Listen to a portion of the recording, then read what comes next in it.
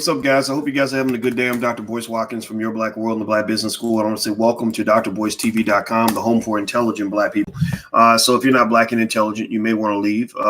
In fact, this is not the place for you, because if you are Black and you don't want to be intelligent, then you're going to be frustrated and you're going to get mad about at least probably 30-40% of what we say on this channel.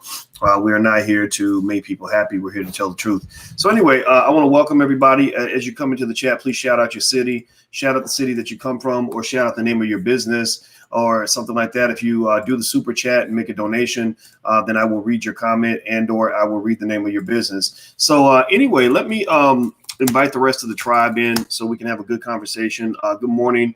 I see Atlanta, Georgia. Monica, hello. How are you? Jamie. Is that Tamarack, Florida? Yeah. Okay. So here's the deal. All right. So I basically, and it's funny you mentioned Atlanta, because Atlanta is kind of the topic of discussion for today.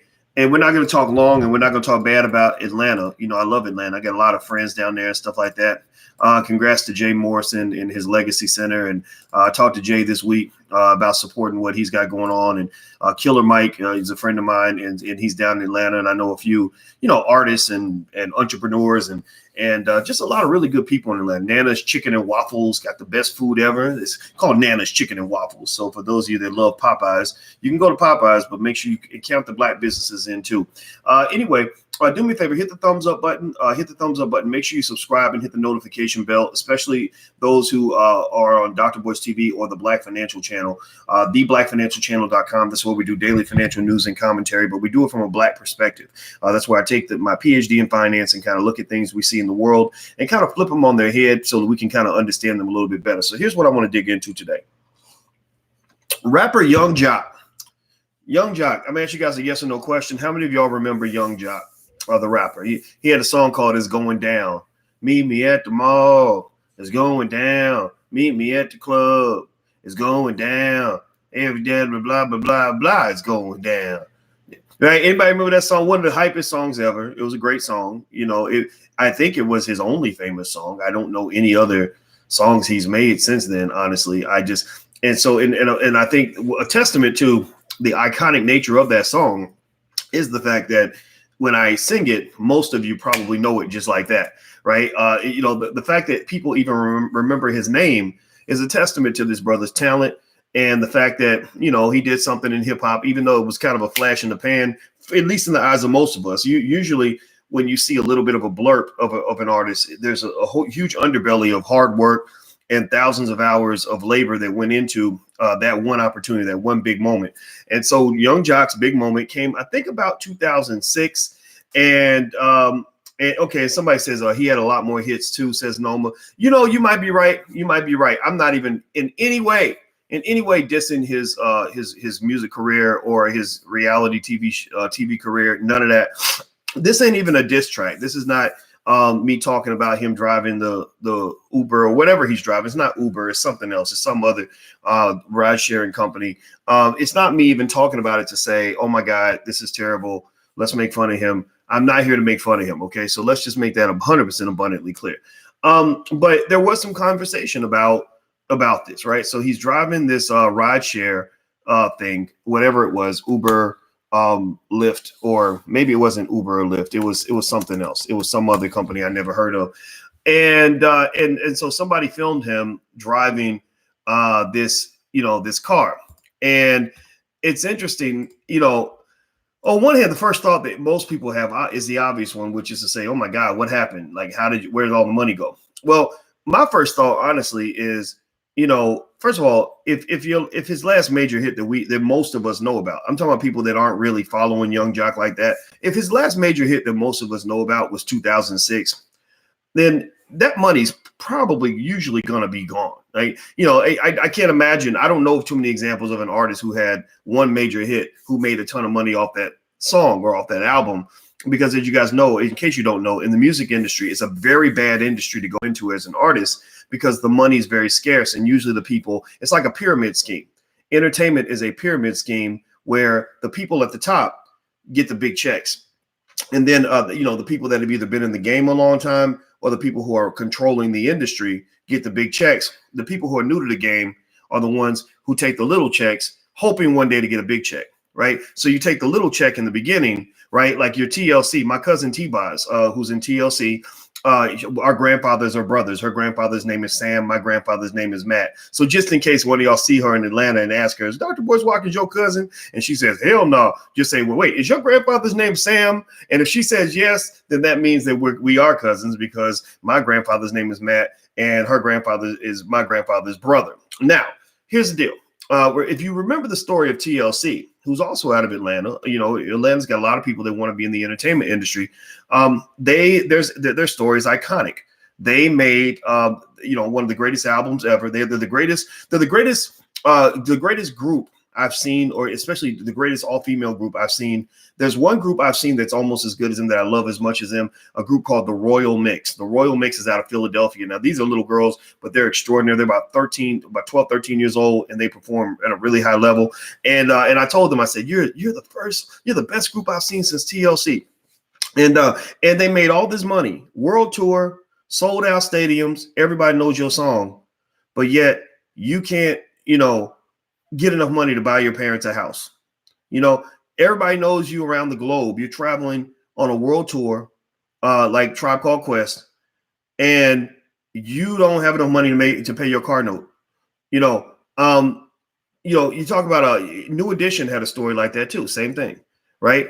And it's because of the structures of these contracts. It's because you have in the Black community an oversupply of people that want to be famous and an undersupply of opportunities to become famous. You have an oversupply of artists and an undersupply of distribution channels for quality music, right? You have an oversupply of workers, but an undersupply of owners. So you have an oversupply of people looking for jobs and an undersupply of job creators, right? So basically you end up having, millions of our most talented Black people getting on their knees, rubbing a white man's balls to take any opportunity that he will offer to them. And then sometimes it's a Black person too. I mean, Black people will exploit you also. It is what it is. But what we might define as exploitation is really actually just an imbalance in the supply-demand function that exists within a particular labor market. What we think of exploitation is really kind of capitalism at work. Raw capitalism.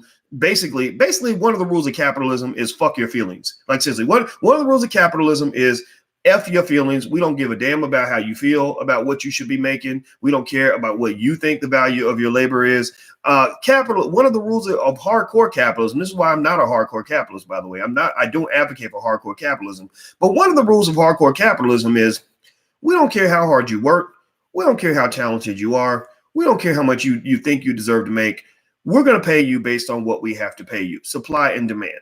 So that means basically the market is always basically calling your bluff. The market is, so you're like, I deserve to make millions. I'm as talented as I am. I should get millions. So the market is like, okay, well, go get your millions. If you think you can get millions, if you like, you're trying to get, your movie, you're trying to get a special on Netflix, and Netflix says, here's $250,000. You say, I should be getting millions. Then Netflix would basically say, capitalism says, okay, go get your millions. There's another studio down the street. Go to them and get your millions. Right? If you really worth millions, like seriously, and that was the whole issue, the point of contention that some people had with Monique. Remember when Monique was suing Netflix for discrimination because Amy Schumer and Eddie Murphy and Chris Rock and Dave Chappelle were getting big checks, and they offered her what in entertainment was kind of a tiny check. And Monique came on this channel, and I love her. I really do. I think she's a wonderful person.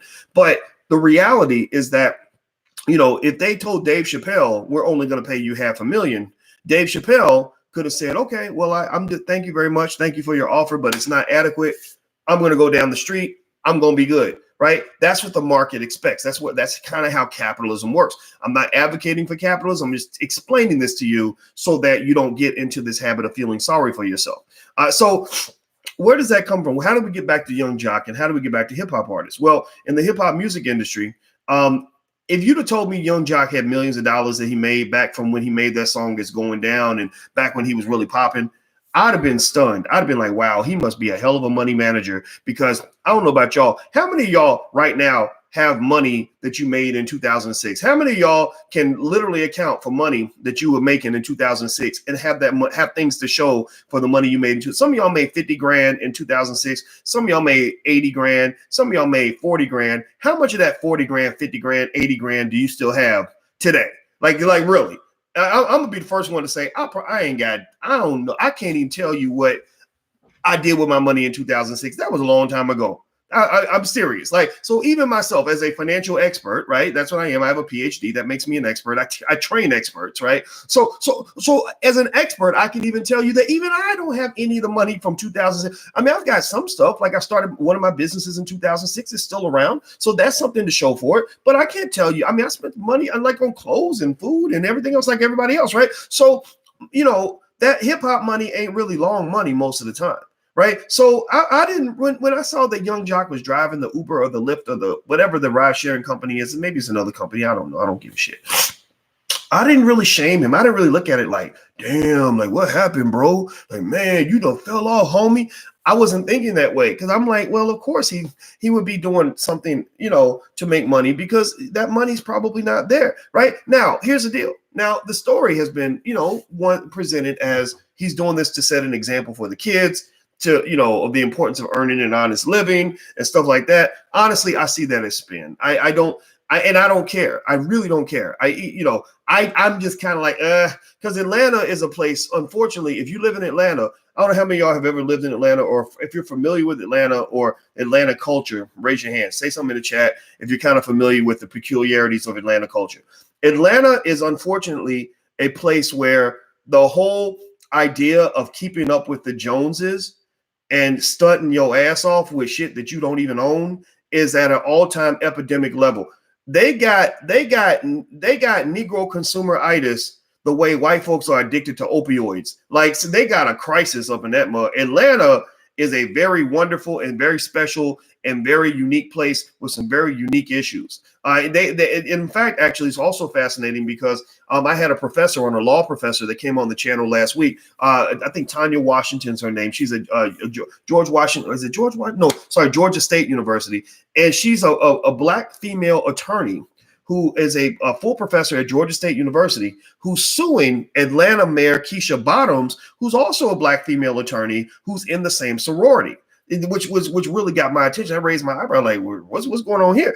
And basically what you're seeing is you have these two women that are, almost identical professionally in terms of their achievements and their profession and their sorority, and also their ethnic background and their gender background, who are at odds with each other right now because one of them is advocating for the wealthy, the other one's advocating for the poor. So what you're seeing is, even within the black community, this idea that black unity, one example of the fact that the idea of black unity is going to be an elusive idea, it's going to be tough to grasp onto, is because in cities like Atlanta, you're seeing a divide. In cities like Baltimore, you're seeing a divide. You're seeing that there's a difference between wealthy black people and poor black people, those who are doing well and those who are in the struggle. Atlanta's interesting because everybody pretends like they're doing well.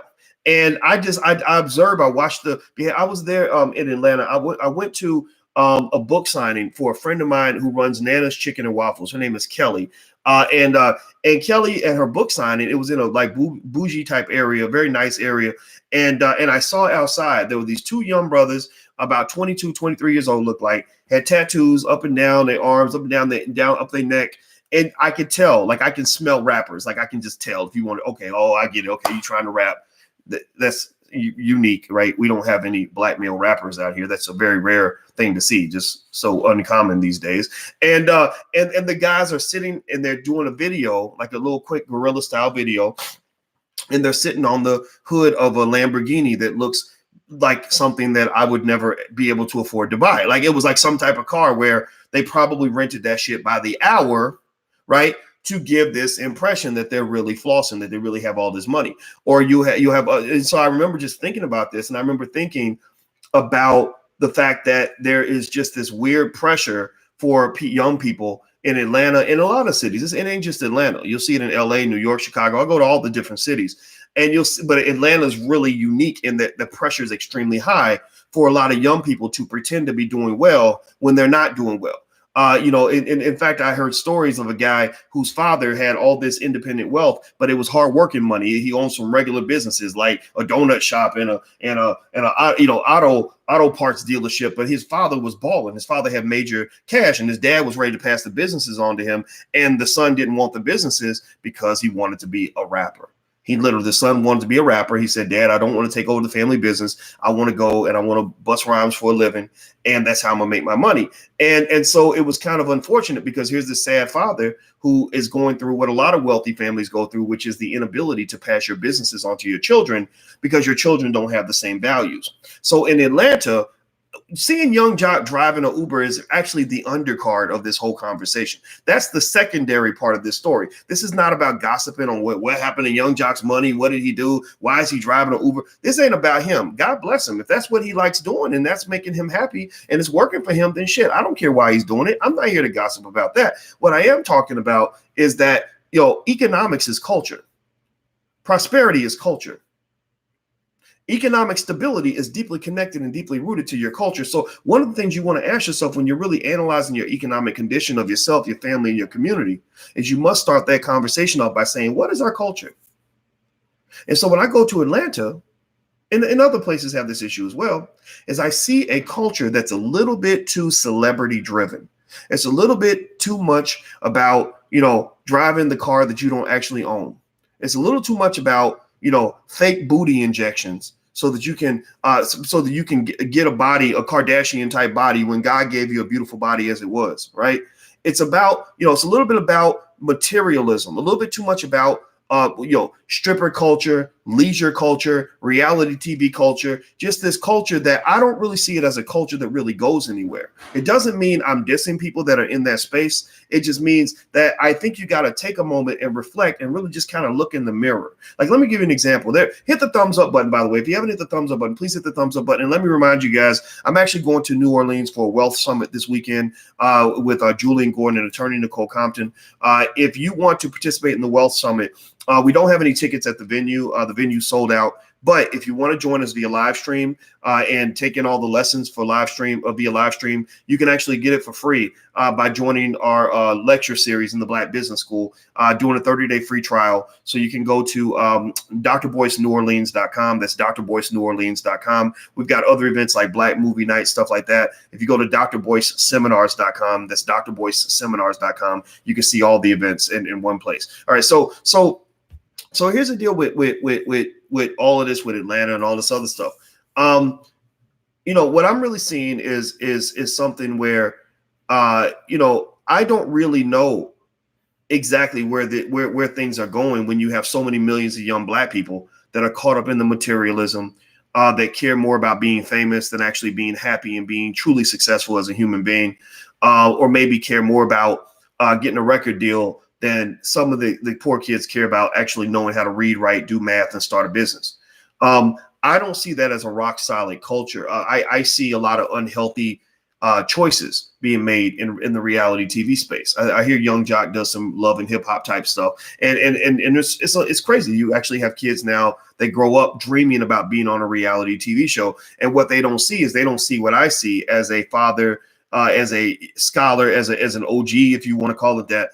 I see unhappy people who are addicted to drugs in many cases, who have severe financial problems, which is not uncommon. It's nothing to be ashamed of, but it is an issue. I see people with really unhealthy relationships that probably have led to whether it's abuse or STD infections, things like that. I see a lot of problems in that space, in that culture, almost to the point where it's almost toxic and poisonous. And so when I see people clowning Young Joc because he's driving a Uber or whatever he's driving, and let's say, and I was thinking, I wonder what if he was doing it because he needed the money, right?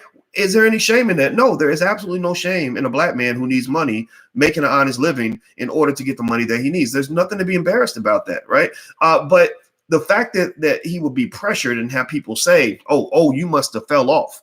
It shows not only an interesting set of values in terms of how you view what success looks like, but it also speaks to a lack of understanding in terms of how money actually works and where wealth actually is. Your favorite rapper is probably not that rich. right? Your favorite rapper, some of the biggest rappers out here, yeah, they might have some legit money as long as the money keeps flowing. Once the money stops flowing, a lot of them go down as well. But your favorite rapper probably isn't doing as well financially as you think that he is. But sometimes we correlate fame with fortune. We think that because you're famous that you must be rich, and in many cases that's simply not true. So what I would just say overall is I wish him the best. This is even, I'm not even here really to gossip about what another man is doing with his life and with his money, but I think it's an interesting kind of thing to analyze in the context of all that's happening in the Black community. Remember, wealth is culture. In fact, let me give you an example of why I wanted to hit this topic in a way to kind of frame it. They did a study. They had these little children, and it was Halloween. And what they did was they wanted to see if kids steal candy, right? So they would put out this bowl of candy, and they'd have a sign on the next to the candy that says, "Please only take one piece." Well, of course, most kids are like you and I might be, like they didn't give a shit. They just came in and they just saw the candy and nobody was looking, so they would just go and scoop a whole handful, right? And they were filming the kids and counting the kids that took one piece versus the ones that took a lot of pieces, right? Well, here's what they did, right? They did the experiment again.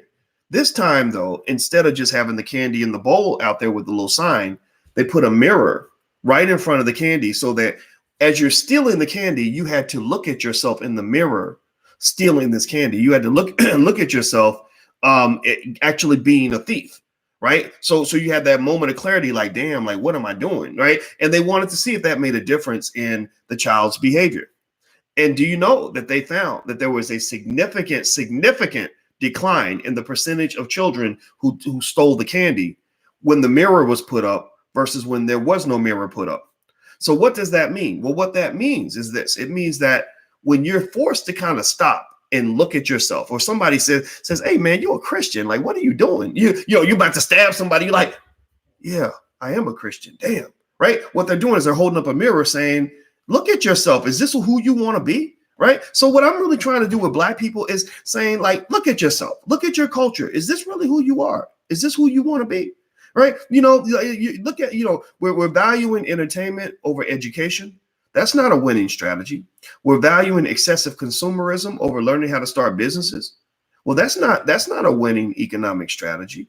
We're shaming people because they're rappers and we think they fell off, and we're glorifying rappers over the thinkers and lawyers and doctors and scholars in our community. Well, that's not a winning strategy, right? We're valuing materialism and flashiness over a consistent work ethic from a Black man. Well, that's not a winning strategy when a hardworking brother can't get the attention of certain women, but the guy who's wearing the rented shoes and driving the rented car can get all the female attention he wants. Like, that really that says something, right? It says something about your culture, and you can't connect your culture or disconnect your culture from your outcomes. You can't say, well, like, we're losing and it's because of what white people are doing or because we're just not lucky. No, sometimes you're losing because you're making bad choices, right? I'm not dissing our community. I'm just saying we got to look at our choices. Like a football team, if a football team goes out on the field and their record is like 0-12, then they got to go look at their culture. They got to look at, like, okay, how hard are we working in the locker room? How much time are we spending at practice? What offense are we running? What type of defense are we running? What type of players are we recruiting to the team, right? What product are we putting on the field? Because that's directly connected to the score at the end of the game. So when you look at the score at the end of the game, the economic game, because we're all in the big economic game together, we're all at war together, we're all in this Super Bowl together, and we look at the score, and the score says white people 1,000, Black people 12. Now, we know how some of that gap got created, right? Because there's a history there, right? But then the question is, why is it that you're not that you're behind? There's no shame necessarily in falling behind. I think the bigger question is, why do you fall further behind as time goes on? Why does the situation get worse? It's one thing if the team's beating you by 80 points, but then if a quarter later they're beating you by 150 points, then you got to kind of isolate and figure out what are we doing in an ongoing fashion that's causing the gap to increase. So when I go to Atlanta and I see the worshiping of consumerism, I see the excessive flashiness. I see people valuing entertainment over education. I see kids who could have been doctors, lawyers, or entrepreneurs growing up wanting to be reality stars. I become a little bit concerned. Right. And saying this is just me expressing my concern as a father figure type person to a lot of people that pay attention to what I have to say. So that's my 2 cents on it. No diss toward Young Joc. I wish him the best. I like that song he had a long time ago. But I don't really care about what's happening in his personal life. So anyway, do me a favor, hit the thumbs up button, hit the share button, hit the subscribe button. Please do that. Also, if you want to check out, if you want your children to learn about wealth and wealth principles, we have a great Black business school for children. You can go to blackmillionairesoftomorrow.com. That's blackmillionairesoftomorrow.com. Or you can also check out the financial workbooks and flashcards we created for children at financialworkbooks.com. That's financialworkbooks.com. So I'm out of here, guys. Have a good day. And I'll thank you guys for listening and hearing me out. I'll see you soon. Love you. I'll see you in New Orleans. Peace.